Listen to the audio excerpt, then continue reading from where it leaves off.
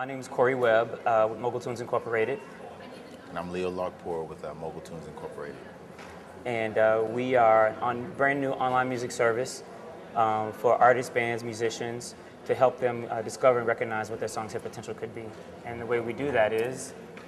Basically what we do is we have a database of about 30,000 users, members. We're an invite-only trusted network of music industry professionals from DJs, radio personalities, radio mix show jocks and different things like that.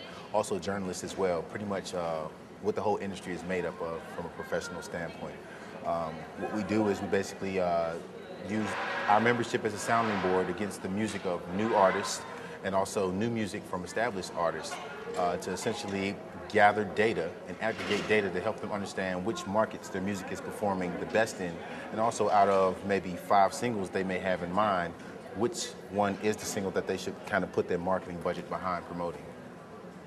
So that's us in a nutshell. We essentially help you figure out what it is you should do with your marketing dollars. We, in short, with marketing research, we aggregate data. So we help people try to discover what their next move should be, with their marketing dollars, particularly for independent acts, who don't necessarily have large marketing budgets, such as the major labels have, to be able to try to make the trial and error of picking the appropriate single. Essentially, the idea originally came basically. I had a lot of interest in the music game and had a long history in the actual technology industry, and my profession was basically building social networks. Social networks, from building YouTubes for companies or MySpace-like networks for companies. Had a lot of experience doing that. Corey and I had worked together on a few previous campaigns, one being the Scream Tour, which is the largest team concert in the U.S. nation, And basically I came up with an initial concept of kind of a gaming type of aspect for consumers to kind of get involved in playing a part of trying to become a mogul in the music industry. And by doing that, by listening to different music and rating and reviewing the music, and Corey and I sat down with this concept, and based on his experience, 10 years experience in the game, he came up with some other interesting concepts in terms of direction and which way to actually take the company, which has brought us to where we are today, and I'll let him expound on it. We come from, each of us have 10 years experience, he in the tech field and I in the music business, so it's a perfect marriage of bringing technology and music together to hopefully try to create a real and true solution for artists and even music industry professionals out there, to help discover what's going on with their music out here today. So just like Leo was saying, he had a concept that was the whole social networking, MySpace, YouTube-y type of thing. And I coming from a marketing and promotions background within the music business, from having worked at Universal Music, Island Def Jam, Disturbing the Peace, working with companies like that, I said, hey, wait a minute. We can take some of these same concepts of jobs that I've been doing for a number of years and put it online and make it work. May put a few people out of a job, but that's the direction that things are going right now, because with the way the gap is quickly getting smaller and smaller, within the digital divide there, with people having access to more technology and being able to do things such as YouTube, MySpace, companies like us, and having access to ringtones. The iPhone is here now, so the digital age is truly here, and it's forcing record companies to change their business model. So as a result, we're here right on time. We're very niche based, and we have a very exclusive group of people that we service and we deal with. But at the same time, we're open to every artist, band, musician, who's looking to get their music out there. So it's it's a win-win for everybody. Over the past 2 years, we've developed the concept. We've been developing our actual platform over the past couple of years. We've been in beta for about the past 6 months. And at the end of that past 6 months, for the past 30 days, we've been live kind of opening up, our community a little more. So you guys are brand new? Yeah, yes, we're brand spanking right. new. We're a startup company, self-funded, and we're currently seeking funding right now. But right now, it's based on our blood, sweat, and tears. That's right. We work throughout the night, 24-hour days, whatever it takes, man. 16-ounce cans of Red Bull, Exactly. keeping you awake. Exactly. But yeah, from CES earlier this year to Museum in France, now we're here at South by Southwest. Mm-hmm. Just letting everybody know that we're here, we're available. And you know, I think we have something that's really, really good that people are really, really beginning to gravitate towards. And yeah, we're preparing. 2008, you know, we're ending first quarter '08 really well. So Yeah. preparing for the rest of the year here. Happy to be in the game and actually be in the marketplace and get the response that's not only from, you know, our brainstorming sessions and our research based on, you know, statistical data and what's going on today in terms of technology in the music industry, Right. but also get feedback from who we serve. Yeah. You know, getting actual feedback into helping them understand certain concepts, which also help us to communicate, you know, Yeah. what our vision is a lot better, because 9 times out of 10 we're on the same page as the artist, but it's helping us understand the language to which they understand. In a unique way, Right. we've kind of sort of become our very own case study Exactly. ourselves, you Yeah. know, because what we're doing is it's not entirely new, but because we have a social aspect to what we're doing, it's still a, you know, a totally brand new thing, and because we know we're so specific within a particular niche, that you know, it's really been good. People have been really, really receptive to what we're doing, and yeah, I'm really excited, really excited in the fact that I was able to walk away from corporate America, and the same thing for Leo, and, Right. and you know, just to be able to take our ideas and make them happen, and people are loving it. So Basically, the way it works is that our clients, which are typically artists and labels, pay us to service their records to our member base. That's basically how the revenue stream works for us right now. We're not an ad-based model where we have banners, you know, throughout the website. Right. And that's typically the main stream of income. You know, we scale that revenue model up by also developing viral tools, you know, such as the widgets that are really popular today. We build the widgets from an analytics standpoint to, you know, kind of be embedded in the MySpace, you know, to become a viral thing that can be spread, and also bring that data back into a platform that we have developed, which is called MogulTunes, which kind of juxtaposes that feedback, that anonymous feedback, with the feedback from the industry professionals. So you can kind of see consumer feedback, what do they think about the music, as well as get, you know, the music industry professionals' feedback about the music. And our technology, which is a collaborative filtering system, you know, has a ranking mechanism that's based on all of that data. You know, we're constantly adjusting that algorithm, you know, based on trying to stop any type of gaming, you know, of the system and the ranking system. And as you can see, it's a pretty exciting task, but, you know. yeah, we even pretty have hefty task. all types of, you know, other solutions. So even for major major Right. labels, you know, contests, polls, trivia, you know, things like different sweepstakes that we create and things of that nature as well. So you know, if you want to, hey, you know, win an opportunity to get backstage passes, you know, at the next U2 concert, you know, stuff like that. You know, we do those sorts of things as well. In addition, you know, to our initial offering of services that we have, you know, with MogulTunes as well. So we're here at South by Southwest right now. We're offering a $99 special to list your song into our system, which is normally $150. So that's a savings there, and it scales up from there based on what it is that you want in particular. So. We can mix and match and create different things for you based on, you know, it can be as little as the $99 we have to offer, on up to, you know, to the stratosphere, you know, to the $100,000 level of things, depending on you know, what your budgeting is looking like and what it is that you want to do, scope of what you want to do.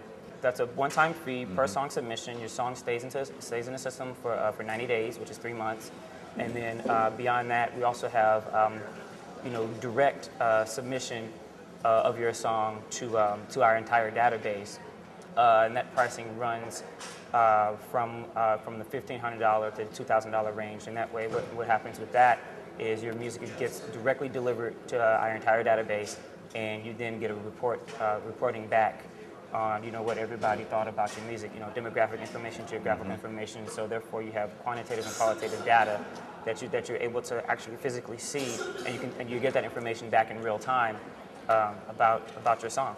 Exactly. So it typically comes in faster that way versus, you know, traditionally, which the industry has used, call-out research, you know, where they're calling all of these numbers like telemarketers, having people listen to music and then getting feedback on that music. Right. For the most part, that feedback has been more qualitative than quantitative. You know, it's not something that they can look at quickly from an executive standpoint, see charts and grasp what's going on from a bigger picture Right. standpoint fast. You know, they have to read through different people's opinions. Sometimes people are short, I hated it, I loved it, but they're not really expounding on why they hated it or why they loved it. maybe because they're short on time, but based on the fact that people can respond based on their own time, and it's from not really an anonymous standpoint, but nobody's standing over your shoulder. They can be a little more honest about it and provide a little more detail, which can also help our clients, reshape and reform certain songs that they don't just have to throw away because somebody said they sucked, but it may be just the tuning of it. We like to say you have to mogul tune your music, Right. That's a concept. Yeah. Exactly. Yeah, because there may be one thing that works for you at that live show, but that song, when it's time to present it to radio, there may be certain things that you have to do differently with that particular song in order to make it more radio friendly. So, we try to provide artists with that type of information that they need, so therefore they can really, create their music so that way they can get to their end result, which is to put it out into the masses and hopefully sell a whole bunch of records. I think it's essential, Yeah. especially when you talk about an independent artist who has very limited budgets. It's very important that you take a sniper approach versus a shotgun approach, because in terms of ammo, you don't really have necessarily a super large budget to just buy tons of ammunition. You have to get more bang for your buck. Every shot has to count.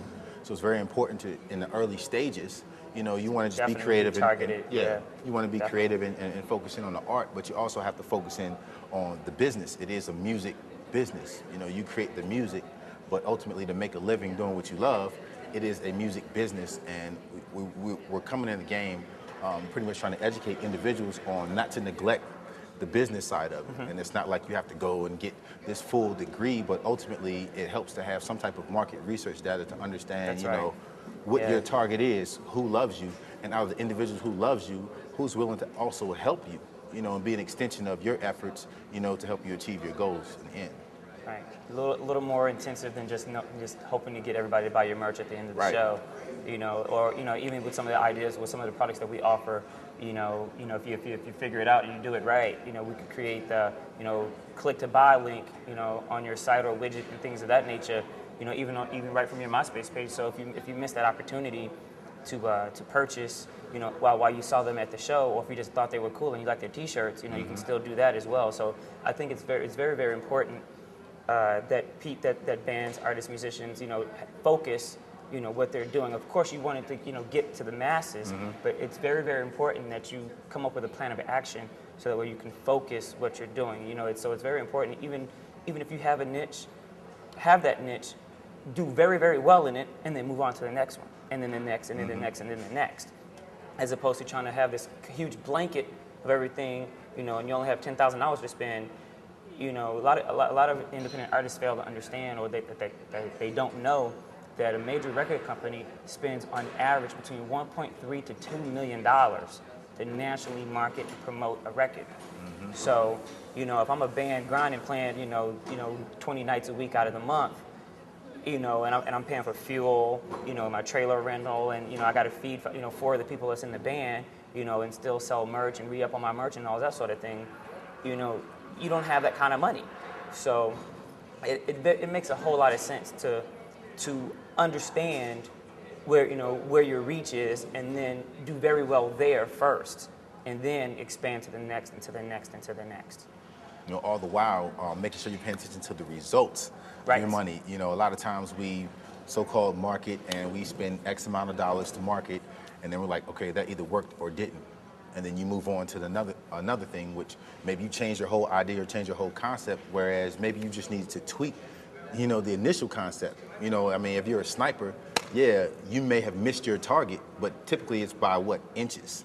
You know what I mean? So sometimes it's just really about adjusting it from just a small tweaking, looking at the data. Okay, we spent X amount of dollars. This is what the people said. So now we just adjust it and we try again. And just to adjust something that you've already put, money into and resources into won't cost you as much as it is to start from scratch again, rebuild something, and then, relaunch another campaign. Even all the way down to, since I mentioned merch before, even all the way down to, your T-shirt designs and for your shirts and stuff.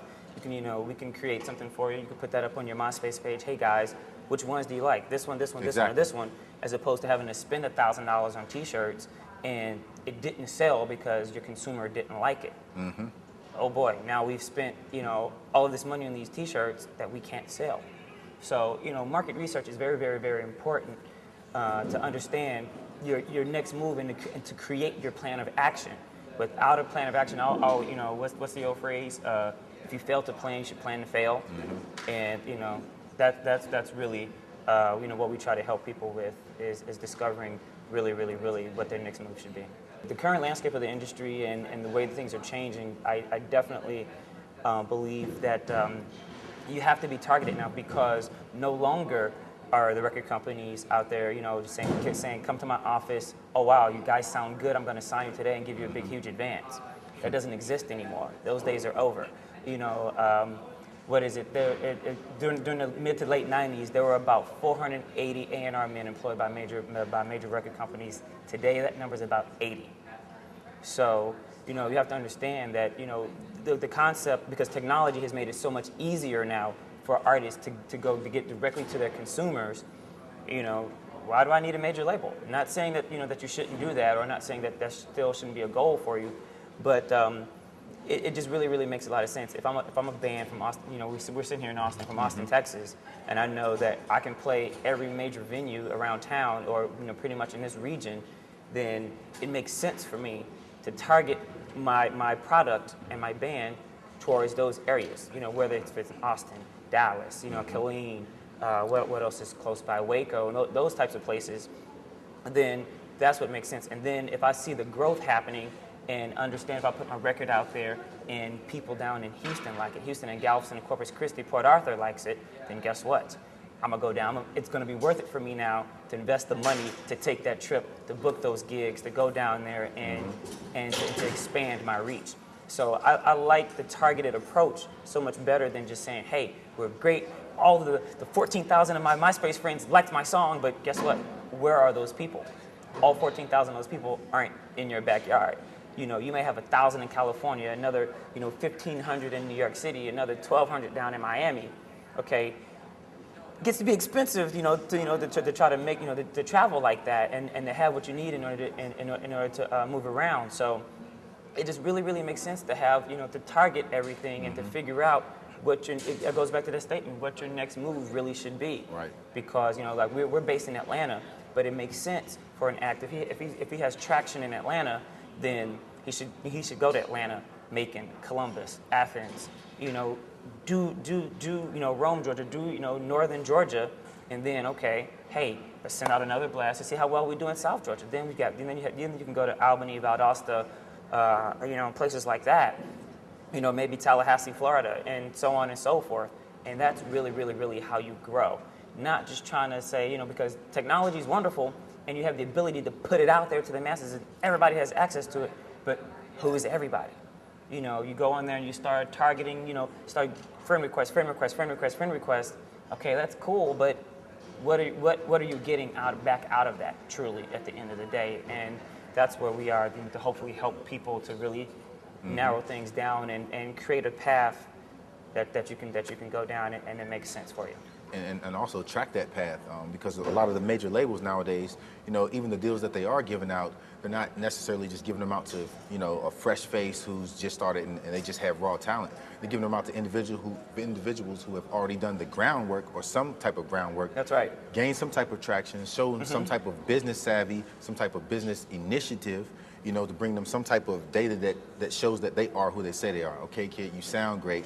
Okay, you say you've done these X gigs. They want to be able to see how many people said what and how influential are the individuals, you know, who said what they said, because they want to be able to get, because of the fact that they don't have, you know, the large budgets like they used to have, they need to be able to get as much bang for their buck as the artist does as well. Technology has really changed, has struck a huge fear into the major label way of doing business now, just simply because, you know, if you look at the fact that iTunes is now the #2 retailer of music, period, that they've surpassed Best Buy and they're closing in on Walmart really fast.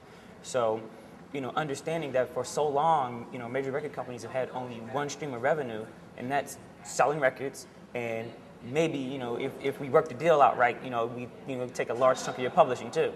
Well, nowadays, consuming artists, you know, going directly to their consumers and being able to get that money themselves. Radiohead is a perfect example of when they launched their latest album, Rainbow, and said, hey, guys, pay us what you think is worth to us, even if it's nothing at all.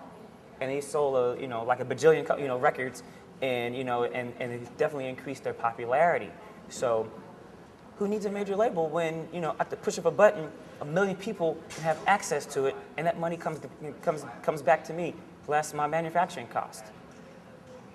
Really? Major label? You want to give me a $100,000 advance and then give me a $2 million budget, and then I owe you all that money back if I only sell 100,000 records? Come on, get out of here. 100,000 records is barely $1 million, and then that's $1 million that I got to split with the record company and everybody else that's in my band.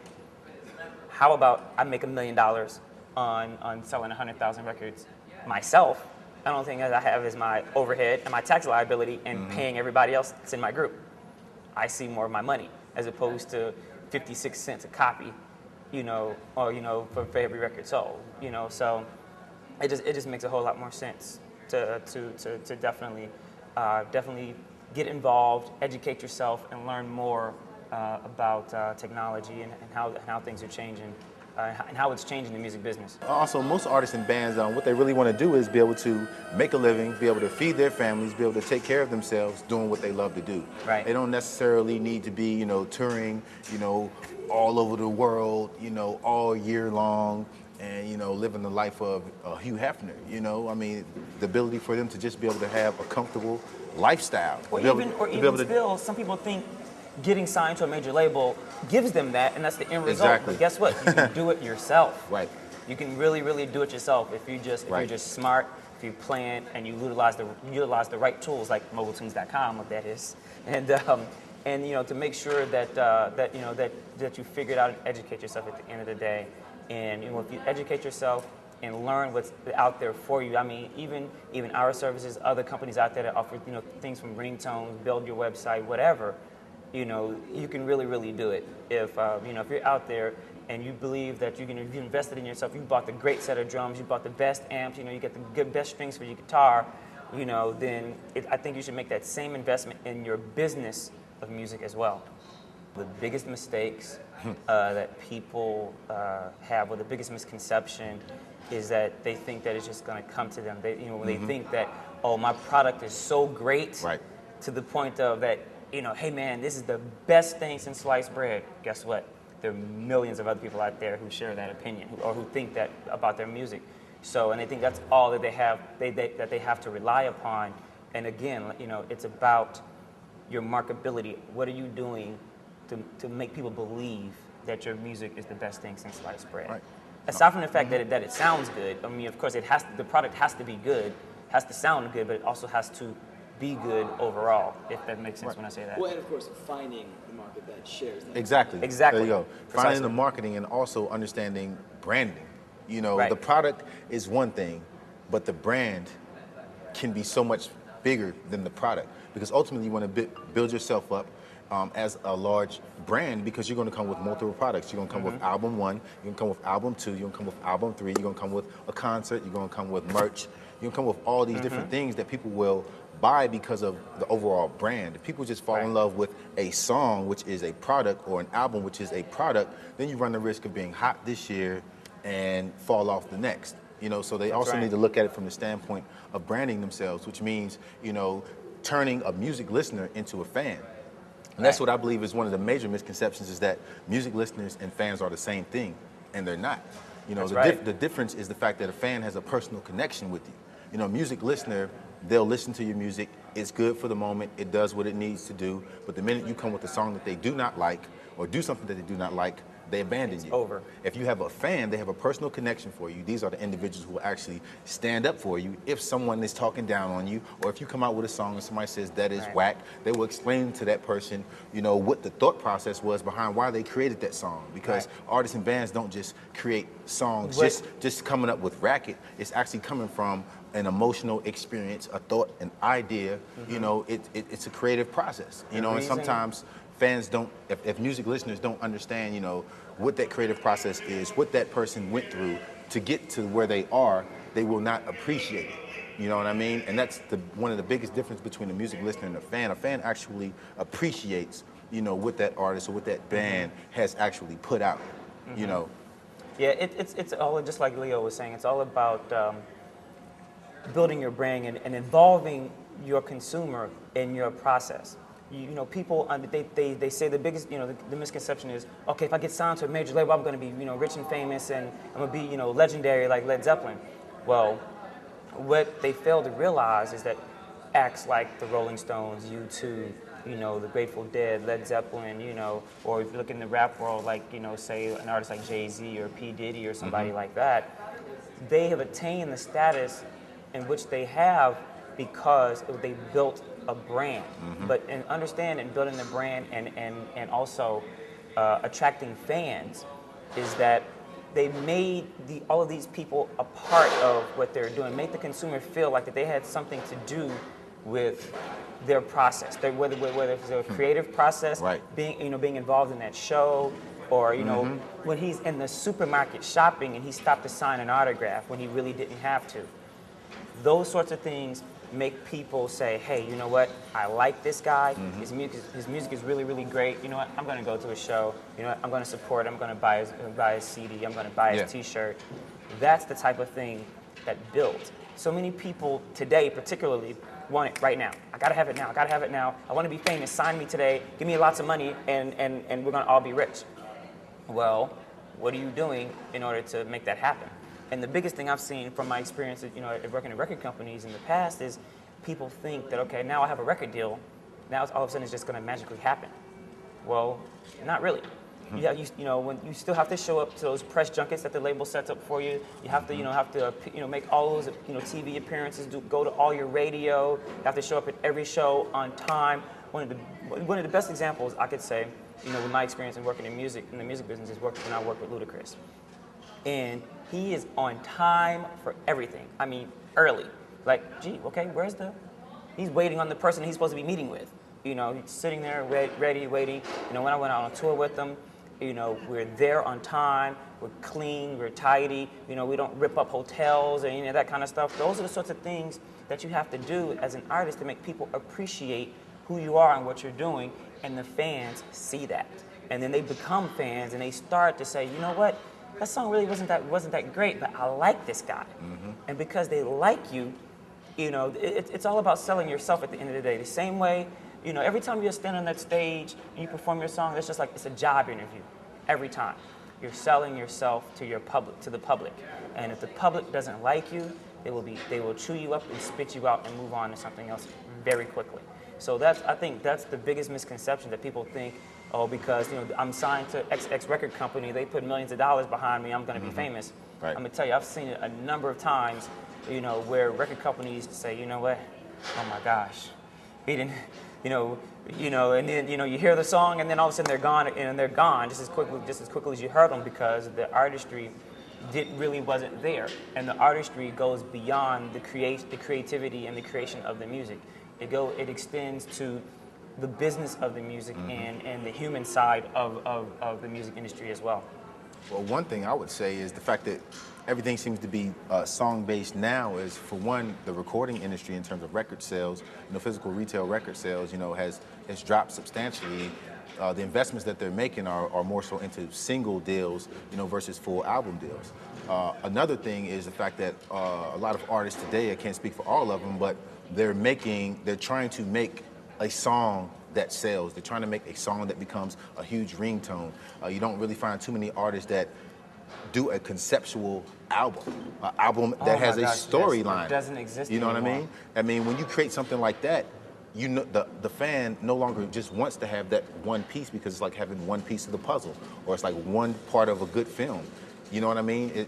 That's what I really see. I mean, you kind of agree with that? Well, I mean, the whole idea of a song culture, or did the whole one-hit wonder thing. I think because of technology, here we are, we're talking about technology again. I think because of technology has made it so easy, for people to just get what they want, to pick and choose what they want. Not to say that they are not fans of the music, right, or of the particular artist, but if I only want these particular songs, this song, then why would I go and pay full price for the entire album, when I can go on iTunes and just pick and choose.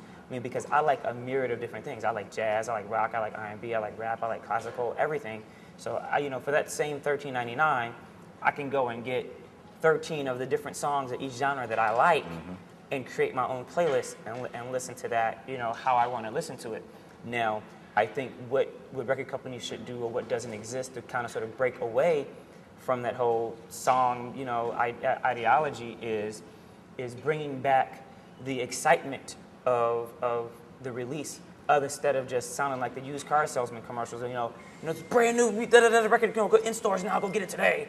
I remember, I'm old enough to remember when Michael Jackson's Thriller first came out. Okay, and here we are now celebrating the 25th anniversary of that particular album. I remember, getting it and wanting to read the liner notes, wanting to see who was on the record, wanting to see the artwork and that sort of thing. I think that particular aspect of the marketing by record companies doesn't exist anymore. So therefore, new music, or music period, is no longer an experience for the consumer. It has to, the consumer has to be able to connect with it. Because you have to understand, even in the 50s and 60s, that's all they did was just put out single, and then maybe if they put out enough singles and there was enough momentum, then you'd get an album.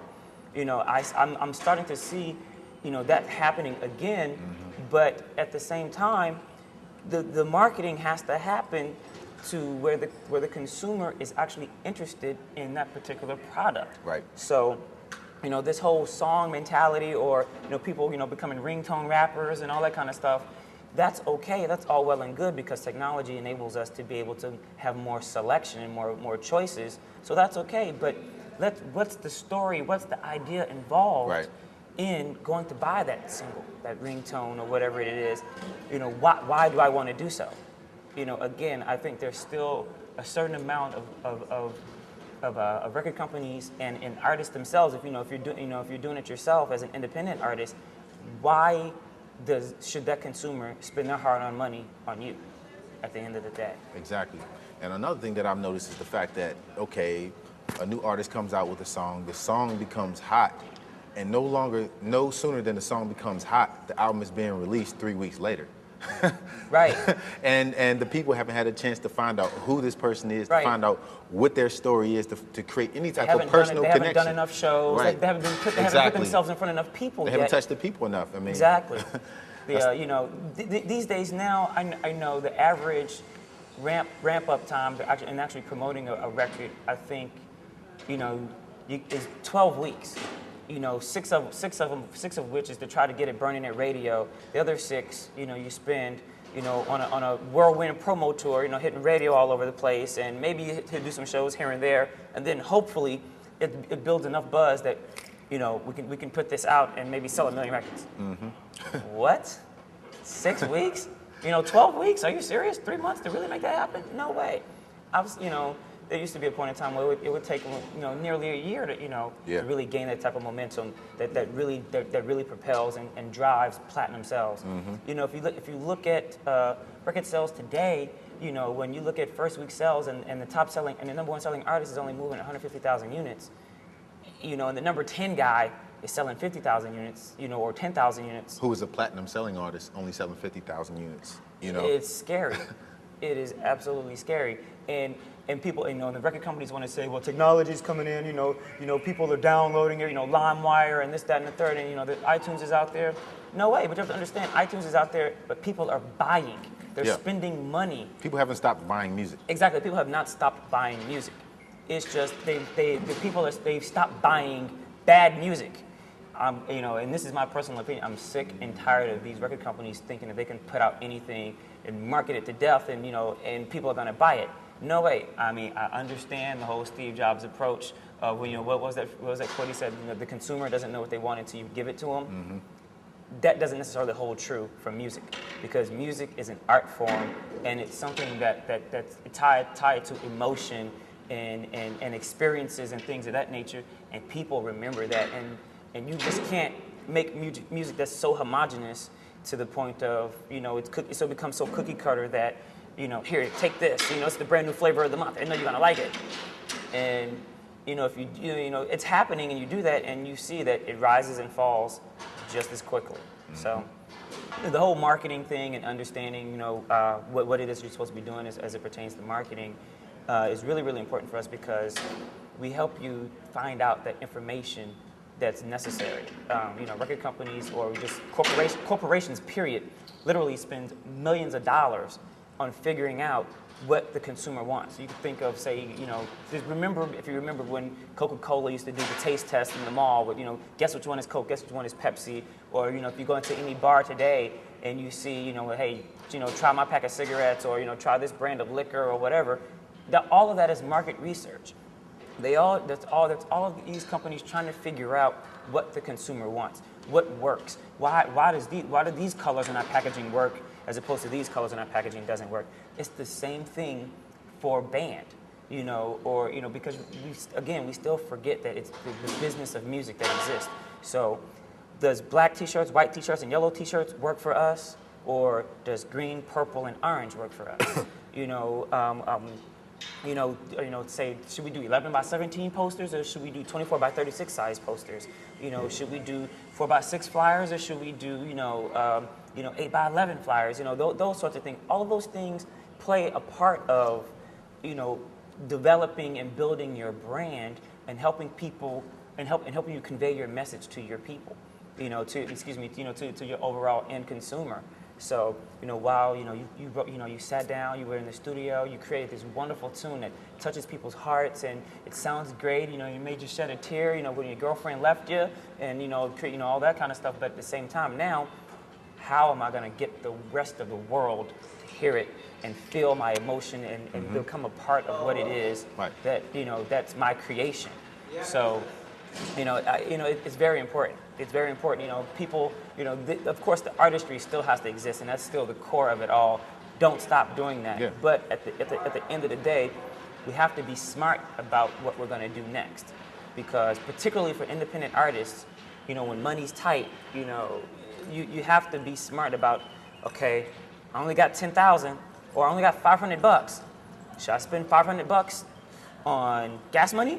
Or should I spend $500 on making all these T-shirts, and now I'm sitting on all this inventory and they don't sell? Whereas I could have spent a couple $100 to figure it out, and then spend the rest of that money to sell my merch. And now, because I'm able to sell my merch, now I have my gas money. Makes sense to me. Please remember www.MogulTunes.com. That is, one of the best ways you can definitely learn what your song's hit potential is. And it's new music discovery for music industry professionals. And just like to leave it on the last note of the fact that one of our main focuses is to maintain and to grow and build a trusted community. It's one of the reasons why we're invitation only. It's one of the reasons why we verify that every member is who they say they are, because you have so many social networks out here. MySpace, for example, where you are an aspiring artist. You've heard that X person can help you out in the industry. They have a good, long-standing record, and you go and search for them on MySpace, and 10,000 versions of them come up, and you don't know who is who. And also in being contacted. If you're, say, a young artist, and somebody's saying they're, say, Jimmy Iovine, you don't know if that's a sexual predator or not, you know what I mean? Because they can set up a profile in an instant and start contacting individuals, and you already have posted everything you're looking for, all your hopes and dreams, what your favorite ice cream is, you know what I mean? So it's not hard for people to find the things that motivate you and try and find things to start to build a rapport with you.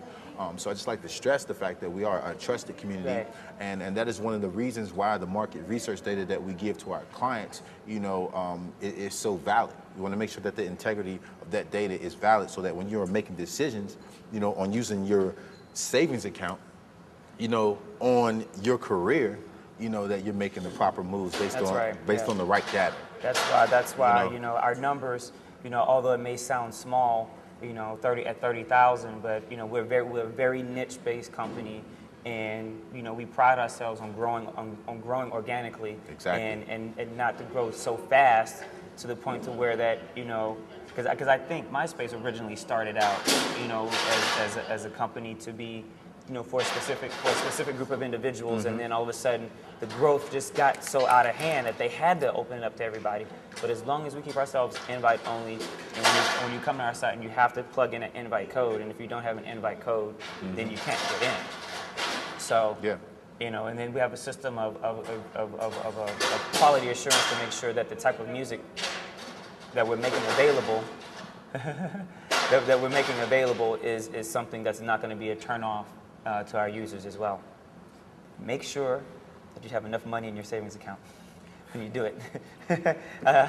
Definitely make sure you have enough money in your savings account. I mean, for me, you know, whether if it was major label or not, it was just the fact, you know, when I was working at Universal Music, that's corporate America. You know, they're the largest, you know, producer of music on the planet. So, you know, for me, I felt like the little cartoon Dilbert. You know, I was like, oh my gosh, you know, you're like a little drone sitting in your cubicle, or, you know, if you've ever seen the Bee movie, you know, it's kind of like that. And I was like, wait a minute, I got to get out of here, because I had so many ideas and ambitions and things, you know, there were ways of doing things that I saw that probably would have taken me 20 years of climbing the corporate ladder to get there, in order to see those things come to fruition. And so here I am, you know, I saved a little money and met my good friend Leo here, and here we are, you know, making it happen. So, you know, definitely, but you have to have a plan of action, of course. Definitely. You know, when you're making that transition, you know, to leave, you know, corporate America, and to decide, or even, you know, if you're working and you're playing in a band part-time and you decide that you want to, you know, do your music full-time, you definitely have a plan of action, because at the end of the day, like I said before, you know, if you fail to plan, you should plan to fail. Thank you so much. Appreciate everything. Yeah, definitely.